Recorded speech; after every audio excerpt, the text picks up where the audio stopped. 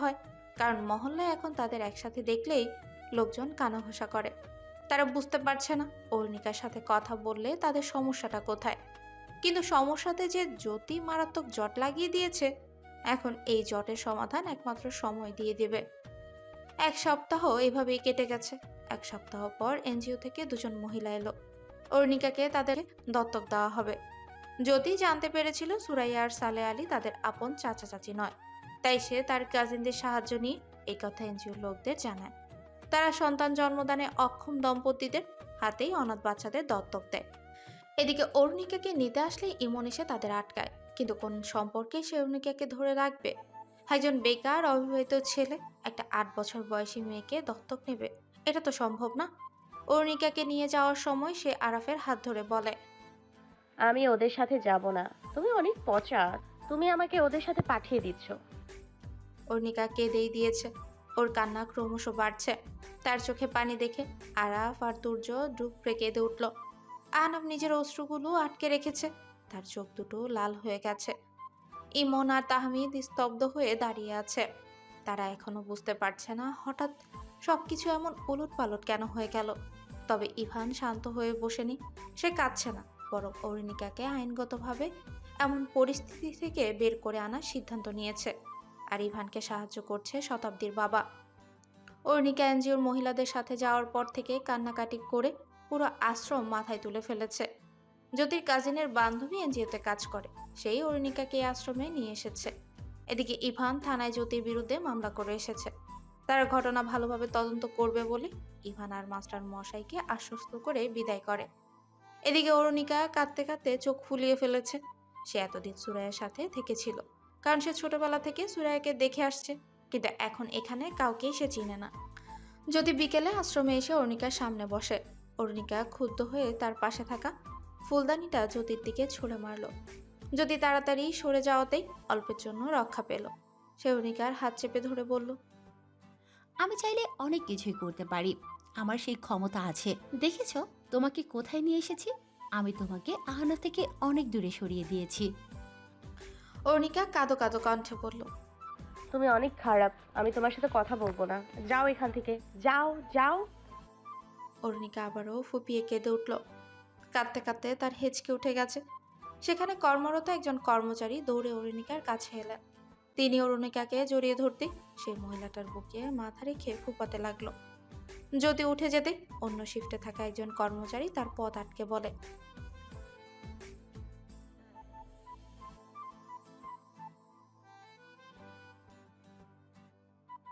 যদি বুকে হাত গুজে বলে, তোসিবা, আমি ওর বান্ধবী।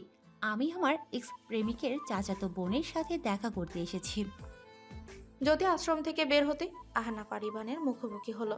আহনাব তাকে দেখে বলল, তুমি এখানে? জ্যোতি মুচকি হেসে বলল, ওর সাথে দেখা করতে এসেছি। আহনাব রাগী কণ্ঠে বলল, তুমি আমাদের একা ছেড়ে দাও। আমি তোমার থেকে মুক্তি চাই। প্লিজ, তুমি আমার জন্য ওর কোনো ক্ষতি করো না। তুমি কি চাও ওরু আবার ওই ঘরে ফিরে যাক? ইভান বলল, অবশ্যই, আর খুব শীঘ্রই এটা হবে। তোমার উদ্ভট ষড়যন্ত্র বেশি দিন টিকবে না, কারণ তোমার এই কাজগুলি খুবই অযৌক্তিক ছিল। আর অরণিকাকে আমাদের সাথে রাখার অনেক যুক্তিকতা আছে। হ্যাঁ, তবে ভালো হবে যদি আহনাব আমাকে বিয়ে করে ফেলে। এমনিতেই আইনগতভাবে আমাদের বিয়ের বয়স হয়ে গেছে। আর বিয়ের পর অরুণিকা ভাইয়া ভাবির সাথে থাকতেই পারে। আহনাব জ্যোতির দিকে তাকিয়ে কিছু একটা ভাবলো। তারপর ইভানকে উদ্দেশ্য করে বলল, তুই যে আজ সকালে বললি অন্য উপায়ে অরুণিকাকে ফিরিয়ে আনা যাবে। হ্যাঁ, আমি উপায় পেয়েছি। জ্যোতি কথাটা শুনে হাসলো। আহনাব জ্যোতির দিকে তাকিয়ে বলল, তোমাকে ধন্যবাদ। আমার মাথায় ভালো একটা বুদ্ধি ঢুকিয়ে দিয়েছো। এখন বাসায় গিয়ে তোমার মাথাটাকে বিশ্রাম দাও। এত ঝামেলা সৃষ্টি করেছো, দেখা যাবে মস্তিষ্ক বিকৃতি ঘটবে। ইভান তাচ্ছিল্যে সুরে বলল, যার মস্তিষ্ক আগে থেকে বিকৃত, তার আবার নতুন করে বিকৃতি হবে না। আহনাব ইভানকে নিয়ে অরুণিকার সাথে দেখা না করে বাসায় চলে এলো। সে অরুণিকাকে বের করে আনার সেই উপায়টাই সবাইকে বলল। সব শুনে আরাফ ছাড়া সবাই অবাক হলো। ইমন বলল, ওরুকে বিয়ে চুক্তিতে ফিরিয়ে আনা তুই কি পাগল হয়ে গেছিস শাওনাফ? ইভান বলল, ও ঠিকই বলেছে, এটাই সব থেকে ভালো উপায়। আর এটা সম্ভব। এরকম অনেক ঘটনাই ঘটে, তবে খুবই কম। তাহমিদ বলল। সব বুঝলাম, কিন্তু বিয়ের চুক্তি কার সাথে হবে? তুর্য বলল, আমাদের মধ্যে কি কেউ একজন এই চুক্তি করবে? আর এটা তো কোর্টে গিয়ে জানাতে হবে, তারপরে তো সব সম্ভব হবে। কিন্তু টুইঙ্কেল যদি বড় হয়ে চুক্তির জন্য আমাদের ছেড়ে চলে যায়, ওর তো একটা পছন্দ থাকতে পারে, তাই না? আহনাব দীর্ঘশ্বাস ফেলে বলল, ও চলে গেলে আটকাবো না, আমরাই ওর বিয়ে দেব। চুক্তিটা শুধু ওকে ফিরিয়ে আনার জন্য হবে। বিয়ে তো আর করছি না, শুধু চুক্তি করছি। আর ওরও এখানেই থাকতে চাইবে, এটা আমাদের জন্য প্লাস পয়েন্ট। ও কোর্টে জানাবে ও আমাদের সাথেই থাকবে। ওর মতামত শুনে এই চুক্তির কথা উঠবে। এরপর আমাদের মধ্যে কেউ এই চুক্তিতে স্বাক্ষর করবে। এর পরপরই সে আইনগতভাবে ওর দায়িত্ব নেবে। তাহমিদ বলল। কিন্তু সে কে হবে? সবাই একে অপরের দিকে তাকাতে লাগলো। আরাফ তখনই বলে ওঠে, আহনাফ। তুর্য কথাটা শুনে ভ্রু কুচকে আরাফের দিকে তাকালো। ইমন বলল, আহনাফের প্রেমিকার জন্য এত কিছু হয়েছে, ও কেন দায়িত্ব নেবে? আরাফ ভ্রু কুচকে জিজ্ঞেস করলো। তাহলে কি তুই নিতে চাস? ইমন ইভানের দিকে তাকিয়ে বলে। না, বাড়িতে নিতে পারতো। ইভান ভ্রু কুচকে বলল, তুই আমার কথা কেন বলছিস? মাসিয়াতের জন্য? ইমন আমতা আমতা করে বলল। চুক্তি করলে বিয়ে হয়ে যায় নাকি? ইভান দাঁতে দাঁত চেপে বলল। আমি কোনো চুক্তি করতে পারবো না। তাহমিদ বলল, ভাই, তোরা দুইজন এখনো যুদ্ধ করবি? আর আমার মনে হয় আরাব ঠিকই বলেছে, আহনাপও এই চুক্তিতে আসুক। যদি একটা ভালো শিক্ষা হবে। আর চুক্তি মানে তো বিয়ে না, ওর তো বয়সই হয়নি। আর অরুণিকার 18 বছর হওয়ার আগেই আমরা এই দেশ ছেড়ে বের হয়ে যাব। আর মাত্র 4-5 বছর এখানে থাকতে হবে। পরের দিন মাস্টার মশাইকে সব জানাতেই তিনি অরুণিকাকে ফিরিয়ে আনার উপায়টা পছন্দ করলেন। 3 দিন পর কোর্টে গিয়ে লিখিত দরখাস্ত দেওয়া হলো।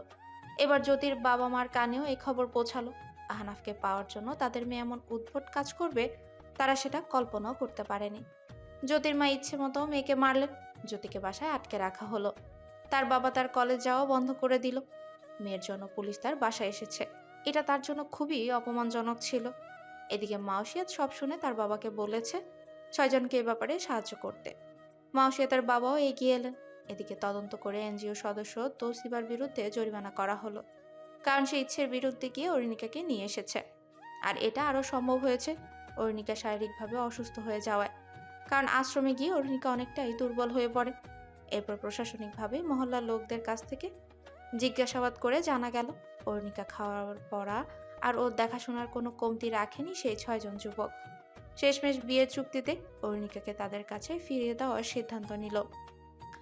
বিয়ের উপযুক্ত বয়স হলে অরুণিকাকে বিয়ে করে তার দায়িত্ব পুরোপুরি নিয়ে নেবে আহনাব। এই চুক্তিতে আহনাব স্বাক্ষর করল। অরুণিকাকে তার নাম লিখতে বলা হলো। সে কাঁচা হাতে না বুঝে স্বাক্ষর করলো। আইনগতভাবে তারা অরুণিকাকে ফিরে পেল। তবে এবার তারা আর পুরনো বাসায় গেল না। মাস্টারমশাই তাদের জন্য অন্য মহল্লায় 3 রুমের বাসা খুঁজে দিলেন। অরুণিকা বড় হচ্ছে, তাই এখন তার জন্য আলাদা ঘর থাকা প্রয়োজন। তারা কোর্ট থেকে সরাসরি নতুন বাসায় উঠে অরুণিকা অনেক খুশি। এখনো জিনিসপত্র না আসায় ঘরটা খালি খালি লাগছে। শব্দ প্রতিধ্বনি হচ্ছে। অরুণিকা সেই প্রতিধ্বনি শব্দ শুনে মজা পাচ্ছে। সমাজের নিয়মগুলো জটিল হয়, কিন্তু আত্মার সম্পর্কের কাছে সব জটিলতার পরাজয় ঘটে। এই কয়েক সপ্তাহ 6টা ছেলের অস্থিরতা, সেই বারান্দার সামনে নিঃস্ব মানুষের মতো দাঁড়িয়ে থাকা, সকাল হলেই পানির জন্য ছোটাছুটি, বারান্দায় দাঁড়িয়ে ধৈর্য করে অরুণিকাকে খাওয়ানো, এখন সবই শূন্য। যারা তাদের বিরুদ্ধে ছিল এখন তারা এসে শূন্য ঘরের সামনে দাঁড়িয়ে বলে,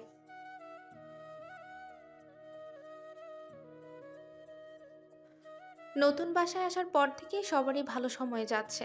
তাহমিদের বেতন বেড়েছে, তুর্যের শেষ গানটা ভাইরাল হয়ে গেছে। এখন ইউটিউবে তার গানগুলোতে ভালোই ভিউ হচ্ছে। সে এবার নিজের লেখা গানেও সুর দিতে যাচ্ছে। নতুন গানটি নিয়ে কাজ করা পুরোপুরি সম্পূর্ণ হলে সে একটা ছুটি নেওয়ার চিন্তা ভাবনা করছে। এদিকে আরাব মেডিকেল কলেজে ভর্তি হয়ে গেছে। পাশাপাশি অনেকগুলো ছাত্রছাত্রীকে সে একসাথে পড়াচ্ছে। ইভান এবং আহনাব দুজনেই পড়াশোনার পাশাপাশি একটা প্রাইভেট কোম্পানিতে চাকরি পেয়েছে। আর ইমন বিভিন্ন ক্লাবে ফুটবল খেলে মোটামুটি আয় করতে পারছে। অরুণিকাও পরীক্ষায় ভালো নম্বর পেয়ে 3য় শ্রেণীতে উঠেছে। তাদের ভালোই সময় কাটছে। এদিকে 3 রুমের এই বাসায় পানির ট্যাঙ্ক থাকায় এখন আর তাদের পানি ধরার জন্য ছোটাছুটি করতে হয় না।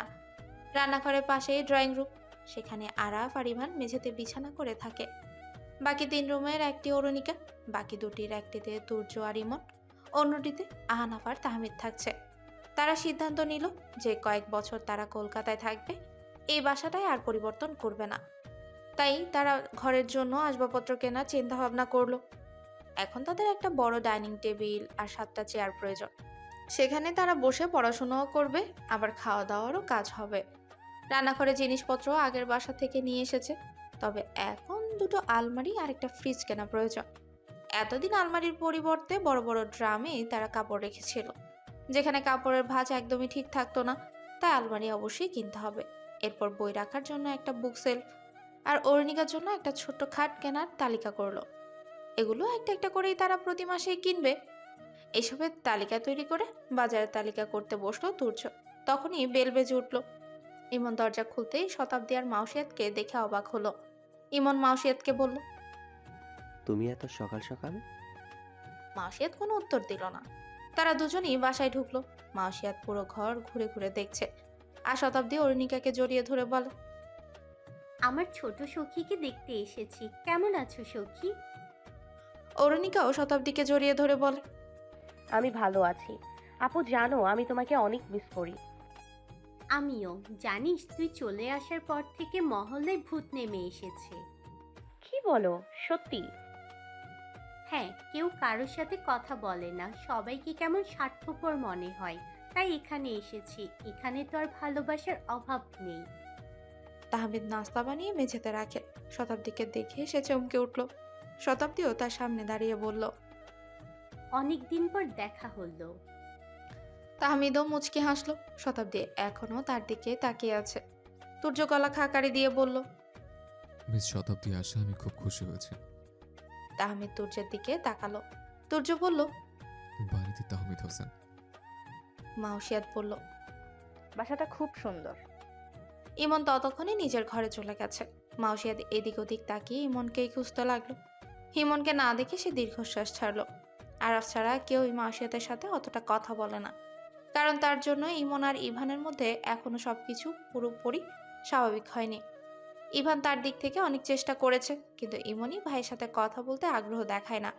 তাই ইভান এক প্রকার মানসিক অশান্তিতে ভুগছে। মাউসিয়াতকে দেখে সেও একপাশে সরে দাঁড়ালো। সবাই শতাব্দীর সাথে টুকটাক কথাবার্তা বলছে, মাউসিয়াত একপাশে চুপচাপ বসে আছে। ইমনকে নাস্তা করার জন্য ডাকা হলো। সে তাহমিদের পাশেই বসে গেল। একবারও মাউসিয়াতের দিকে তাকালো না। মাউসিয়াতের খুবই খারাপ লাগলো।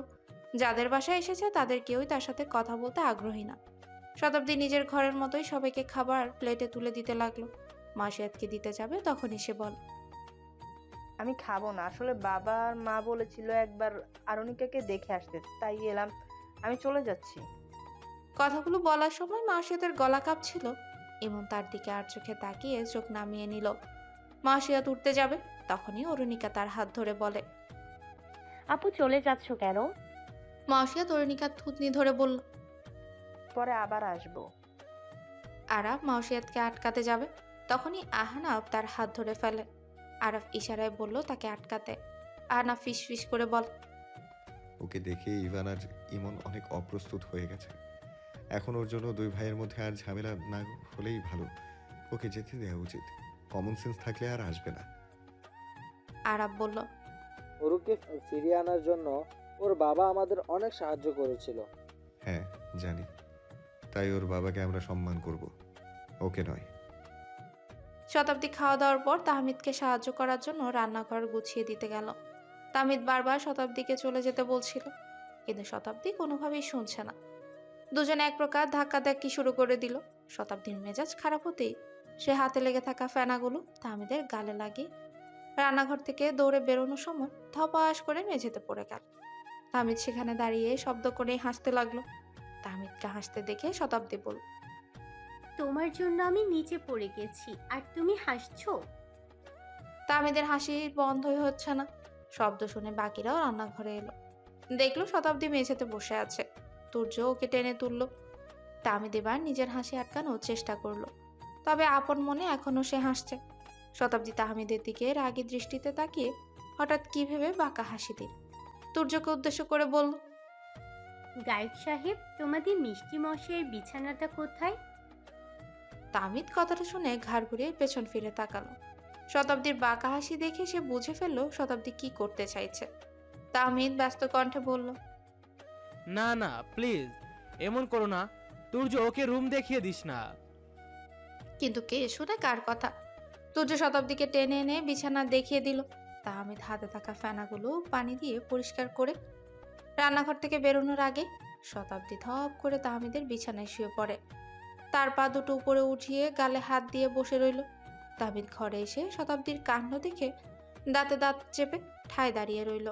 শতাব্দী বিছানায় গড়াগড়ি দিয়ে নিচে নেমে পড়ে। তারপর তাহমিদের সামনে এসে ঠোঁট ফুলিয়ে বলে, মিষ্টি মশাই, তোমার বিছানাটা তো নোংরা হয়ে গেছে। আমার পায়ে কত ময়লা ছিল জানো? মহল্লায় খালি পায়ে হেঁটে পায়ে জুতো লাগিয়ে একেবারে এই বাসে এসেছি। তাহমিদ নিজের রাগ নিয়ন্ত্রণ করে রাখে। শতাব্দী তার হাত তাহমিদের মুখের সামনে নাড়াতে নাড়াতে বলে, আচ্ছা যাচ্ছি আমি, টাটা। তাহমিদ তুর্যের দিকে রাগী দৃষ্টিতে তাকিয়ে রয়। তুর্য দেয়াল ঘেঁষে ঘেঁষে তাহমিদের সামনে থেকে চলে আসে। বিকেলে আহনাফ নিজের ঘরে শুয়ে শুয়ে ফোন চালাচ্ছিল। বাসায় তখন অরুণিকা ছাড়া কেউ ছিল না। অরুণিকা টিভি বন্ধ করে এদিক ওদিক উকি দিয়ে দেখতে লাগলো বাসায় কেউ আছে কিনা। আহনাফ আর তাহমিদের রুমে উকি দিয়ে দেখলো আহনাফ বিছানায় শুয়ে আছে। সে আহনাফের সামনে এসে দাঁড়ায়। আহনাফ একবার তার দিকে তাকিয়ে আবার ফোনে মনোযোগ দিল। অরুণিকা বলল, তুমি আমাকে গেম খেলতে দেবে?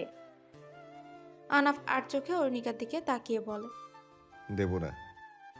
অরুণিকা মলিন মুখে চলে যেতে নিবে, তখনই আহনাফ তার হাত ধরে তাকে বাসে বসালো আর বলল, কি গেম খেলবে? অরুণিকা খুশি হয়ে বলে, ওই যে ইমন খেলে, একটা ছেলে দৌড়াদৌড়ি করে, ওইটা খেলবো। আহনাফ প্লে স্টোর থেকে গেমসটা নামিয়ে অরুণিকার হাতে ফোনটা ধরিয়ে দেয়। অরুণিকাও মনোযোগ দিয়ে খেলতে লাগলো। আহনাফ এক দৃষ্টিতে তার দিকে তাকিয়ে রয়। মুহূর্তে অতীতের স্মৃতিগুলো তার চোখের সামনে ভাসতে লাগলো। অরুণিকা যেদিন জন্মেছিল তখন তাকে দেখতে মায়ের হাত ধরে সে হাসপাতালে গিয়েছিল। মেয়ে হয়েছে শুনে দাদা দাদি অনেক খুশি হয়েছিল, কারণ তাদের কোনো মেয়ে ছিল না। আর দাঁতের মধ্যে প্রথম 4 জনই নাতি ছিল। তাই তো অরুণিকার জন্ম পুরো পরিবারে খুশির বন্যা বয়ে আনে। আরাফ তখন থেকে বাচ্চাদের খুব পছন্দ করত। অরুণিকাকে যখন প্রথম তার কোলে দেওয়া হয়েছিল, আরাফের ঠোঁটে বিশ্বজয়ের হাসি ফুটে উঠেছিল। আরাফ আহনাফকে বলল, আহনাফ দেখ, বাবুটা আমার কোলে এসে চুপ করে ঘুমিয়ে আছে। আহনাফ বলল, তুই খুব বোরিং মানুষ, তাই ওর তোকে দেখেই ঘুম পেয়েছে। আরাফ আহনাফের কথা শুনে তার দিকে কিছুক্ষণ তাকিয়ে রয়। এরপর সে অরুণিকাকে হাসপাতালের বেডে শুয়ে দিয়ে তার ছোট্ট ছোট্ট আঙ্গুলগুলোতে হাত বুলিয়ে দিল। চাচি পেছন থেকে এসে আহনাফকে বলে। আহনাফ দূরে সরে বলে, না না, ও পিছু করে দেবে। আহনাফের কথা শুনে সবাই হাসতে লাগলো। এসব মনে পড়তে আহনাফ আনমনেই হেসে উঠল। আহনাফকে হাসতে দেখে অরুণিকা তার দিকে তাকায়। আহনাফ তার হাতের আঙ্গুলে হাত বুলিয়ে বলে, অনেক বড় হয়ে যাচ্ছ। অরুণিকা বলল, তুমি এই জন্য হাসছো? আমি বড় হয়ে যাচ্ছি তাই? আহনাফ মুচকি হেসে মাথা নাড়ে, বলে, পুরনো কথা মনে পড়ে গিয়েছিল তাই হাসি পেয়েছে। মুহূর্তে আহনাফের বুকটা কাঁপতে লাগলো। সেই মুহূর্তের সবার হাসি মাখা মুখটা তার আবারও দেখতে ইচ্ছে করছে। সে বিছানা ছেড়ে উঠে টেবিলের ড্রয়ারে রাখা ছবির অ্যালবামটা বের করে। অ্যালবামের শুরুতেই একটা ছবি আছে। আহনাফের 14তম জন্মদিনে সবাই একই ফ্রেমে দাঁড়িয়ে এই ছবি উঠিয়েছিল। এই ছবিটি তার ফোনে ছিল। সেই ছবিটি ফোন থেকে বের করেছে। ছবি বাঁধানোর সময় পায়নি, তাই এখনো ছবিটি অ্যালবামে রয়ে গেছে। অরুণিকা অ্যালবাম বের করতে দেখে তার দিকে দৌড়ে এলো, বলল, দেখি দেখি, আমাকে দেখি, আমি কোথায়? আহনাফ চাচার কোলে অরুণিকাকে দেখিয়ে বলে। এই তো তুমি। অরুণিকাকে জুবায়ের চৌধুরীকে দেখিয়ে বলে, এটা আমার বাবা। আহনাফের চোখ ছলছল করে ওঠে। সে অরুণিকার হাত ধরে বলে, আমি তোমাকে কখনো ছেড়ে যাব না উরু। তুমি আমার সাথে, মানে আমাদের সাথে থাকবে তো সারা জীবন? আমাদের ফেলে চলে যাবে না তো? আমি চলে যাব, বলো তো। আহনাফ বিড়বিড় করে বলল, বিয়ে হলে? অর্ণিকা আহনাফের কথা শুনতে পেল না। সে বলল, আমি তোমাদের ফেলে যাব না। আহনাফ মনে মনে বলল, এখন তো বলছো থাকবে, কিন্তু বড় হলে যদি তুমি